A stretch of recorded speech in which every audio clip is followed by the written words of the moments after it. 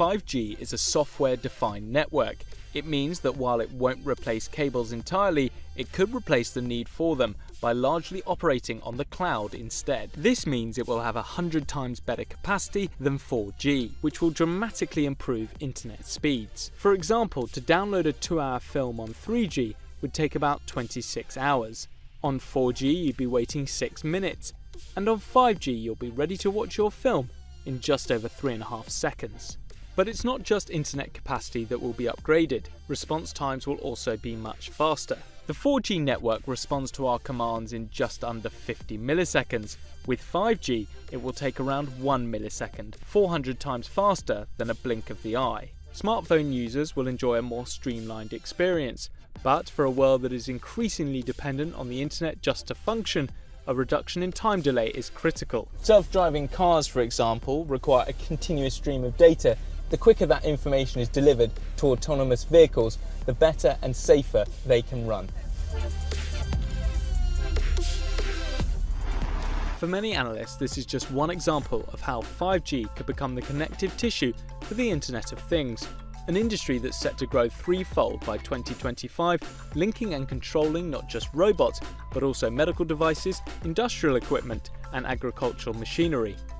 5G will also provide a much more personalised web experience using a technique called network slicing. It's a way of creating separate wireless networks on the cloud, allowing users to create their own bespoke network.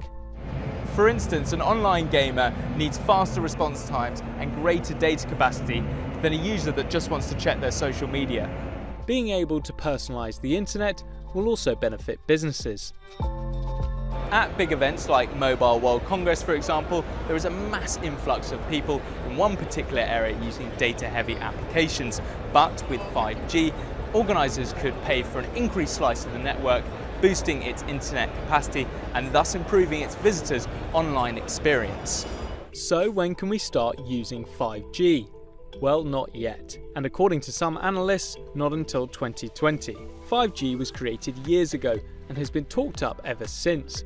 Yet it's estimated that even by 2025, the network will still lag behind both 4G and 3G in terms of global mobile connections. Its mainstream existence faces multiple hurdles.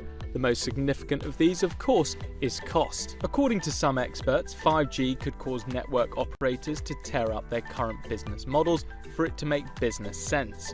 In the UK, for example, 3G and 4G networks were relatively cheap to set up because they were able to roll out on existing frequencies on the country's radio spectrum. For 5G to work properly, however, it needs a frequency with much bigger bandwidth, which would require brand new infrastructure. Some analysts believe that the extensive building and running costs will force operators to share the use and management of the mobile network. This has been less of an obstacle for countries like China, who are taking a more coherent approach. The government, operators and local companies such as Huawei and ZTE are about to launch big 5G trials that will put them at the forefront of equipment production for the new technology. That may be at the expense of the West, where there is concern regarding Asia's 5G progress. A leaked memo from the National Security Council to the White House called for a nationalised 5G network to keep the US ahead of their global competitors. White House officials dismissed the idea, but some experts predict that by 2025, nearly half of all mobile connections in the US will be 5G, a greater percentage than any other country or region.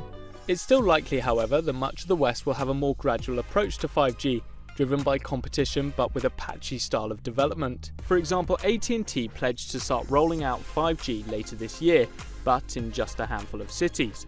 For key industrial zones, however, it's predicted the technology will be adopted quickly, while for many in rural areas, 5G may be a long way off. But when 5G does establish itself and fulfill its supposed potential, it could even change how we get the internet at home and at work, with the wireless network replacing the current system of phone lines and cables.